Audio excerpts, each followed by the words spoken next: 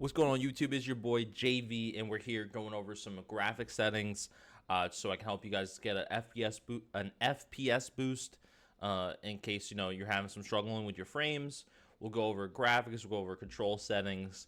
If you have any questions on things maybe I didn't answer, feel free to leave a comment down below, or if you need more of an in-depth answer, feel free to leave a comment. I'll try to answer as best to my ability.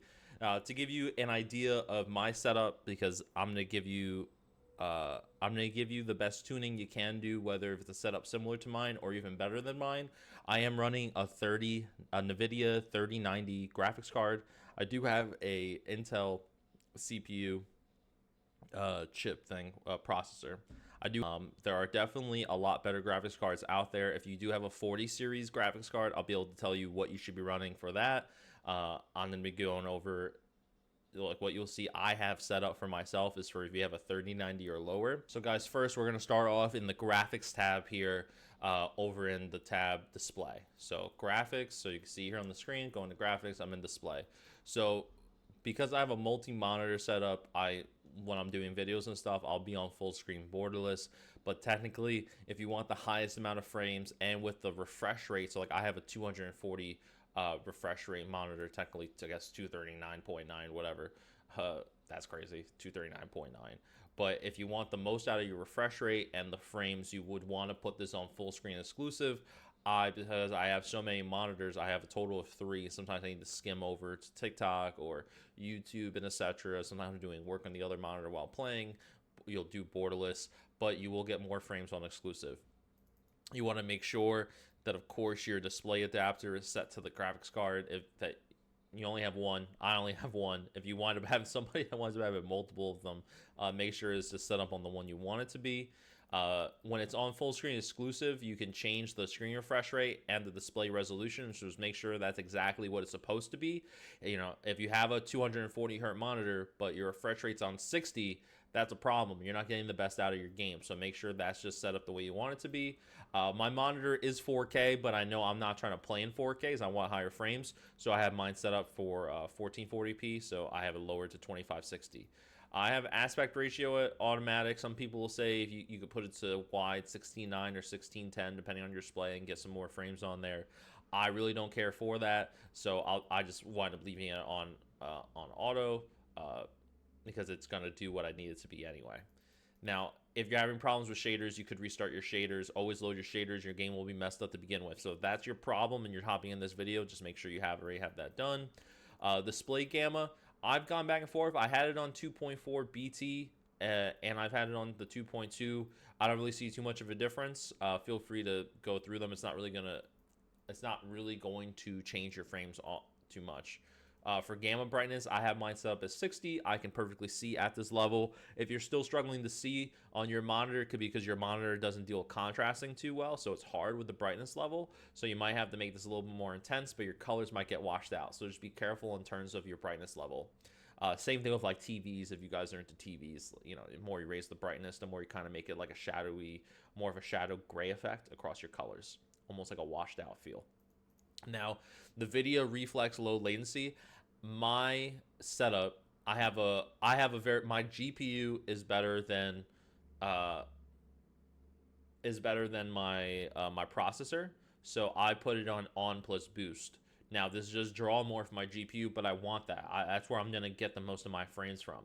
If your GPU isn't that good, but your regular processor is your chip, that's not your GPU, your CPU is very good, then you want to put it on. Now, if you don't have a NVIDIA card whatsoever, then you would just leave this off, I believe. Now, eco mode, I have mine set to custom, and I have, you could do low consumption efficiency, but you really just want to put this on custom. VSync gameplay off, VSync menus off, custom frame rate limit, I have it on unlimited. I don't really care. Some people will say that you can put this custom and then you'd want to just like set your menu to like 60 or 120, so it's just like fixed, and then leave your gameplay custom frame rate to around the amount that is your monitor. So like my monitor does 240, so I have mine set to like cap at like 250 is what it was set at. It doesn't really matter. I have mine I'll usually on unlimited, but you can cap it if you want, so that there's not wasted frames for something you don't get. So like if you only have 144 hertz monitor, what's the point of having your stuff set at 250? You can just put it at 140 frames. Now, reduce menu render resolution, I have that on native. Pause game rendering off. Reduce quality when active off. Focus mode, I have it to 0. And HDR, you want to have that off. 100% put that off. Okay. Whoa. Okay, now for quality, I have mine set to custom. Render resolution, make sure that's at 100%. 100%. The 100% number would mean that you're at the ratio for the resolution that your monitor is supposed to be. If it's under that, it's less. If it's more than that, it's going to be for the next level up. You don't want to do that. I have dynamic resolution completely off. Now, here's my tips. So, if you're running a 30 series card or something equivalent to a 30 series card, now I'm pretty sure you can only do this if you have a NVIDIA card, but just hear me out. I have found that I get a lot more frames with my 3090 when I put on NVIDIA DLSS for my upscaling / sharpening. And then I have my preset to quality.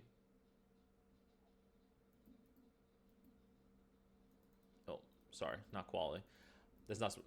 I have my, and then what you want to do is you want to put your preset to performance or ultra performance. Your game is going to look like shit. 100%, but you will get more frames without a doubt. And you could just tweak your sharpness level. I usually leave mine around like 60, and my VRAM scale target I'll leave at 90. If you get stutters while playing, you could lower this a little bit more to like 80 or 70, but I keep mine at 90. I have a lot of RAM that I want to be used, like an absurd amount of RAM. If you have a 40 series card, or if you don't like how the game looks in NVIDIA DLSS, you will hear a lot of streamers, a lot of other big Call of Duty people saying that they're running Fidelity Cast. You could run Fidelity Cast. My problem with Fidelity Cast is that it doesn't give me the FPS boost that I really need. So if you do this, you want to put Fidelity Cast strength between like 80 to 90 and VRAM scale target. I have mine at 90s. I have so much RAM, but you can lower it. This is where the variable rate shading can be turned on for yourself. And generally, this is supposed to work for a lot of people. But if you don't have a very good GPU, then you shouldn't be running this. You need help. So that is why I run NVIDIA DLSS. There are other people that do run AMD FSR 3 and FSR 1, but it's usually between Fidelity Cast or NVIDIA DLSS that winds up being the best for a lot of folks. Now, for texture resolution, it depends how you want your game to look. I'm all about frames, so generally I'll have this on the lower side when I'm playing. The game will not look very good, but you'll be able to play with a lot higher frames. It's just how it is when you don't have these up-to-date cards that Call of Duty requires, which is very annoying, but just how it is. I don't plan on upgrading my graphics card for a long time. My 3090 is pretty much perfect on every other game I play besides Call of Duty, so I'm usually fine with this. And I play a lot of zombies, and zombies looks pretty good, to be honest with you. So you want to put this very low, texture filter low, depth of field off, detail quality low, particle resolution very low. Bullet impacts, you can leave this on or off. It's not really going to make that much of a difference. Persistent effects off. Shader quality, leave that shit low. On-demand texture streaming, put it at minimum. And then lower this all the way. The lowest that this can be is at 16. And then download limits, just have that off. Shader quality low. Screen space shadows, have that off. If you're getting those special camos on your guns and you want them to look very good, then you'd want to put screen space shadows up.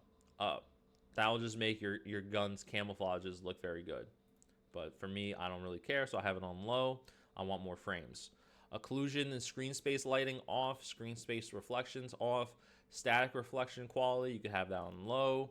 Tessellation, have it off. Volumetric quality, low. Deferred physics quality off. Weather grid volumes quality off. Water quality off.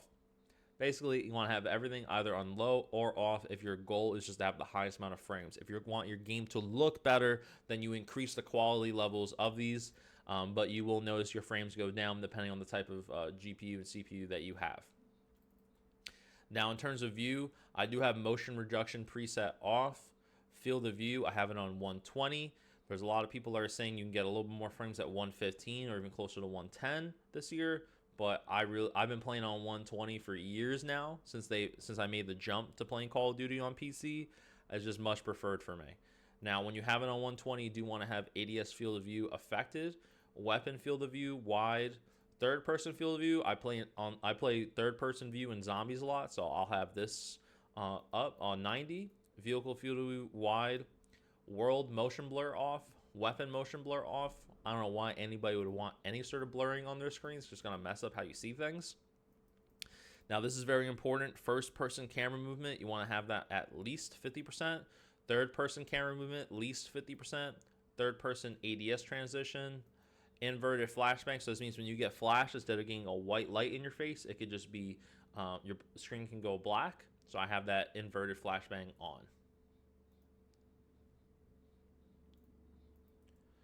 Now for controller settings, I have a Scuff and Vision remote, so I have back paddles. So I just play on button layout default, and I use sensitivity of 7.7 for horizontal and vertical.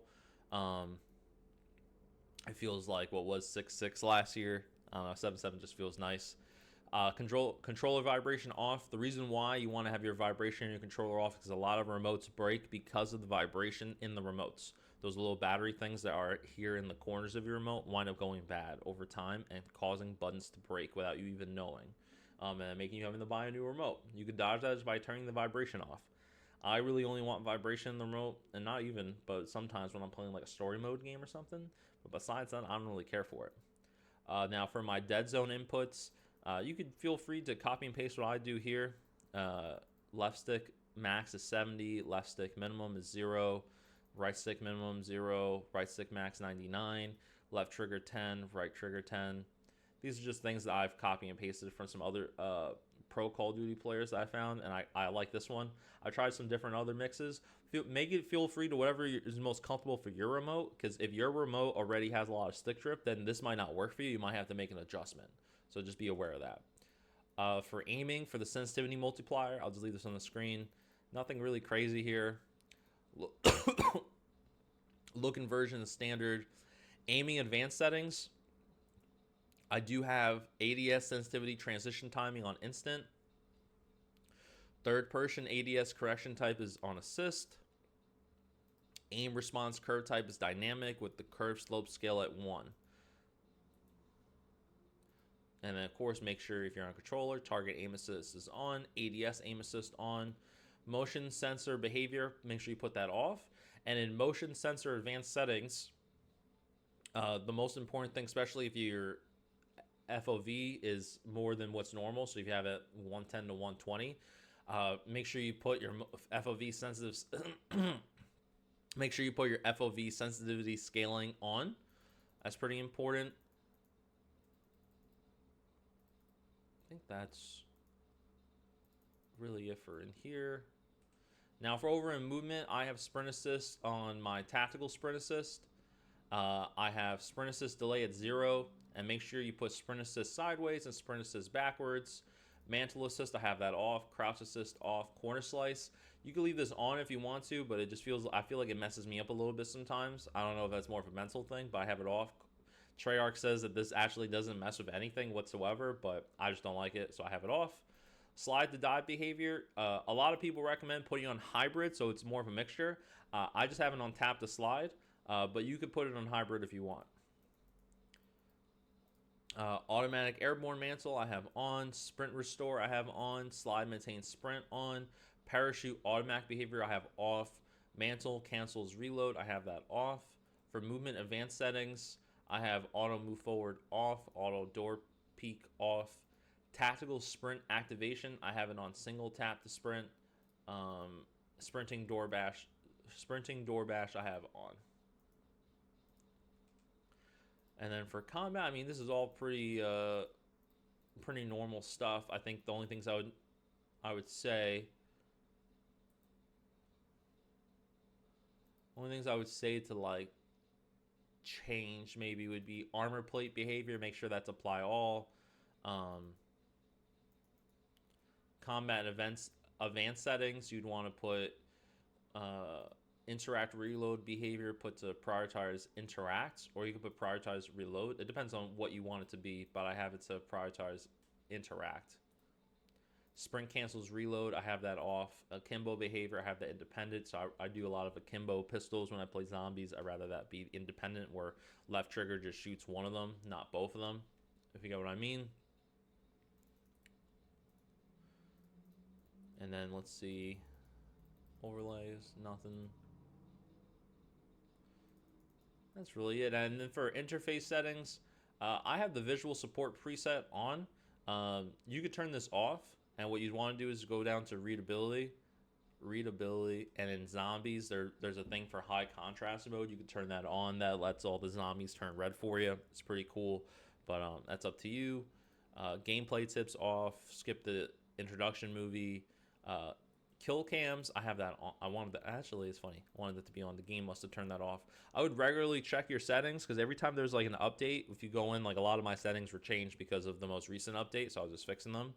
If you want to see your current FPS, the temperature of your GPU, what time it is while you're playing, having to look off screen on telemetry, you can turn this on, and then you can kind of like just click what you want to have on, what you don't. So like FPS counter, server latency, packet loss, VRAM usage, pretty much everything, which is pretty cool.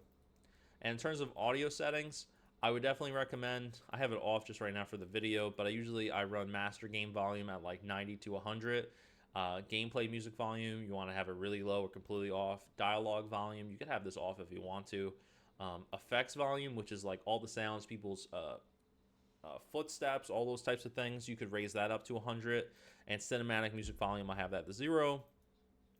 You want to definitely do the enhanced headphone mode that Call of Duty's come out with. Just follow the prompts, scan the barcode. It'll just help your audio sound a little better. For a small fee, you can pay and like pay for their premium version of audio. I don't think it's necessary, because I've heard it doesn't really make that much of a difference, but feel free to give it a try. I do run Sucker Punch for my audio mix. I feel like I can hear footsteps just a little bit better. And I do have asymmetrical hearing compensation on. Feel free to use these frequencies I have. I found these online from Art of War on Twitter. He pretty much specializes in doing audio setups for people, and this is what I saw that he had recommended with another streamer. And I definitely can hear footsteps just a little bit better, even after the update where they said they fixed footsteps. Reduce tightness sound, and I have my hit marker preset to default. Quick tip for an FPS boost. Apparently there was a problem with voice chat, where voice chat was picking up people's audio from all the way across the map and was causing people's frames to drop. I'm still personally experiencing that problem, where when I have voice chat on, I'm losing frames. When I have it off, I get a small boost of frames. It's not going to be like an insane difference, but for some folks it has been. So feel free to turn off your voice chat and see if you do gain some frames back that you were missing, and that might be the difference maker from you having good games to not having good games. But that's pretty much everything in terms of my settings. Feel free to leave a comment down below if you're enjoying the content. Hit that subscribe button. We got more videos like this upcoming, and I'll catch you guys in the next one. Thanks for checking this out. Peace.